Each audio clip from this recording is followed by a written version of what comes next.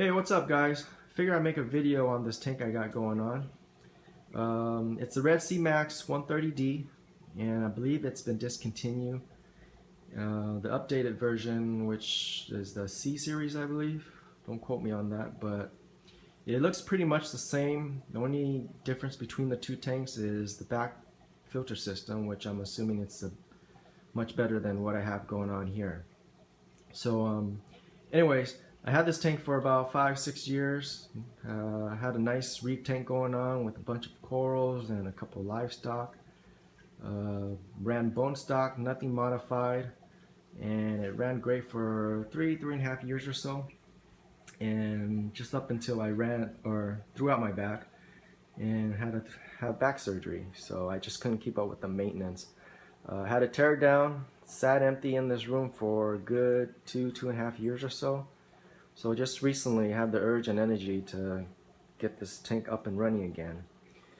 So I wanted to do something different this time around. I wanted to add a sump tank, and I just did a couple research and I was mixed in terms of should I add it or not, so I wasn't sure. Anyways, I added the live rock, water and sand without the sump, and just up until maybe 3 weeks after or 2 weeks after, I came across the sump tank that I have down here. It's the eShopps Nano Cube. I believe it just came out this February, March, and did a lot of research on this sump tank. It looks great. It's well designed. I don't know too much about sump tanks. I'm still learning as I go. I couldn't find much info on this in terms of setup, reviews, or whatnot. So again, this just came out February, March, so that's probably the reason for me not finding too much on it. So hopefully this helps you guys, especially with this setup on this Red Sea Max. So I'll throw out as much info as I can. Again, I'm learning as I go, and I still got little minor tweaks to make. I'll tell you why. So, okay, first off, again, this is the eShopps Nano Cube.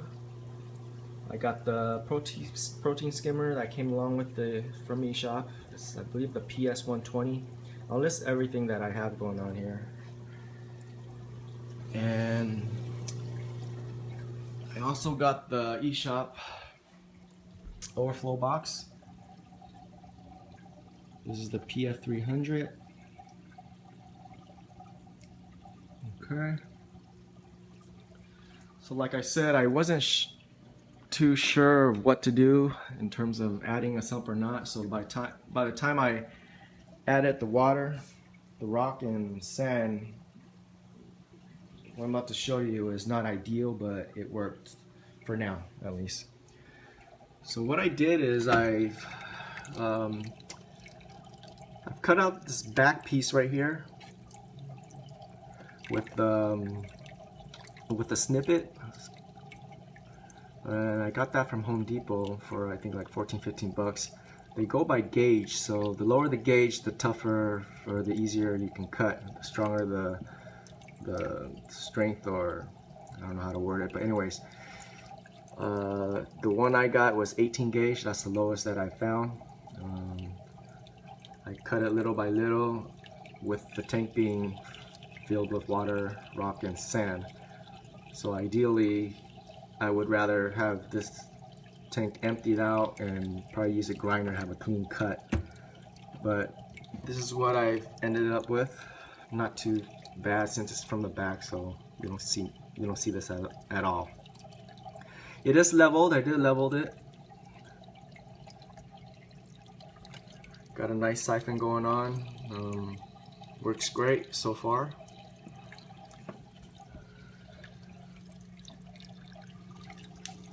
Don't have much room here. I'll show you what I got going on.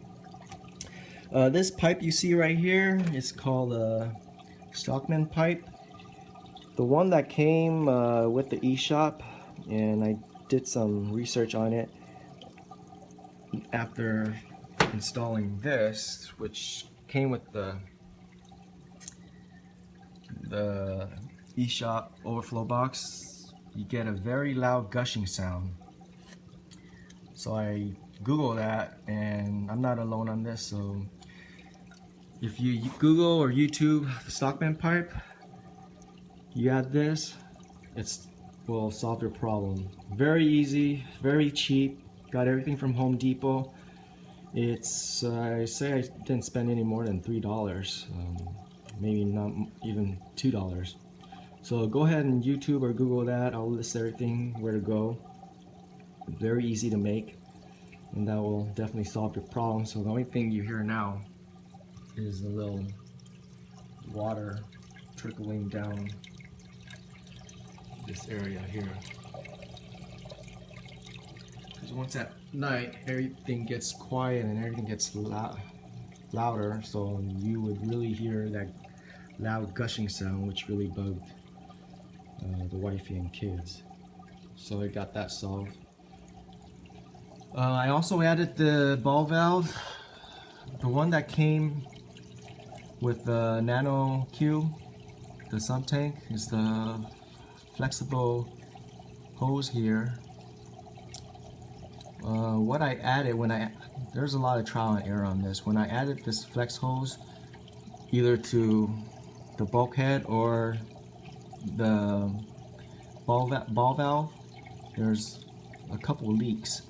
So what I added is Teflon tape. That stopped it. Obviously the other way to go is probably PVC glue, but I want the option to be able to change it out if I need to. Obviously PVC glue will be permanent, and you would have to cut that out, and as you can see, I don't have much room to work with here. So that's the way I went. Okay. So when I said minor tweak, this is the problem I have right now, and I'm gonna play around with it. My sump right now is reading 79.2. My chiller, 78.4. Main tank, 78.4. I mean, wish I could show you this earlier, but this wasn't the same. It took a while for the main tank to catch up to the sump. When the chiller turns on, it'll stop at 77.9.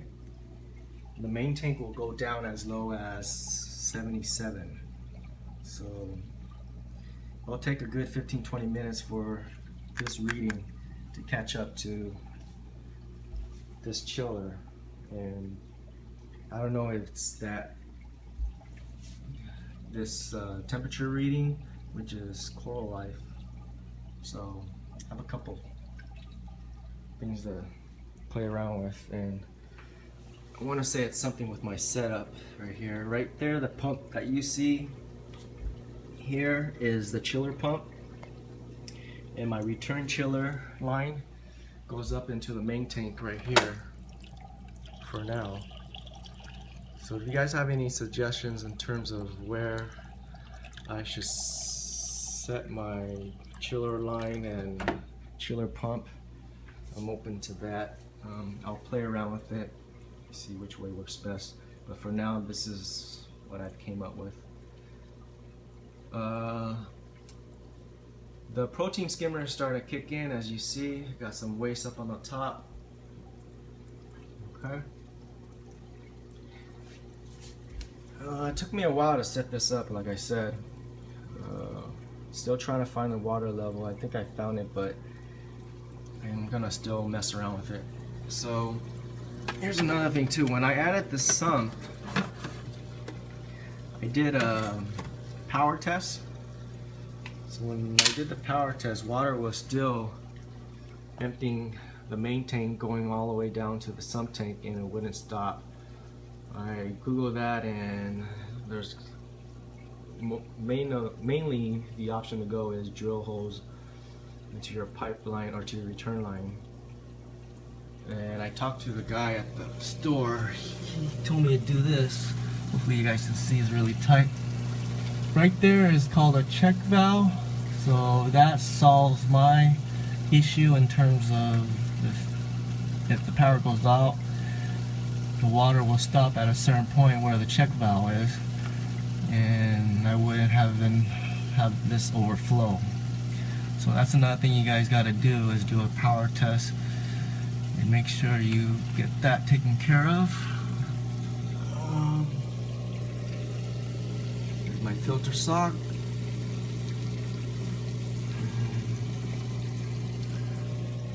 Okay.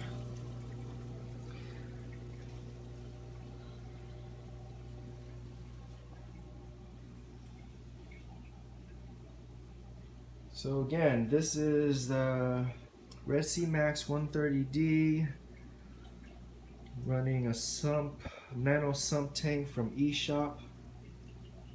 I'll list everything that I'm using in terms of pump, the skimmer, and overflow box.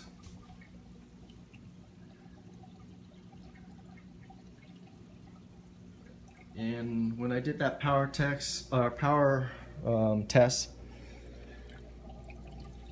don't lose any siphon. That's what they sell you on, or that's the question that you get asked, if you lose siphon or not, and I don't.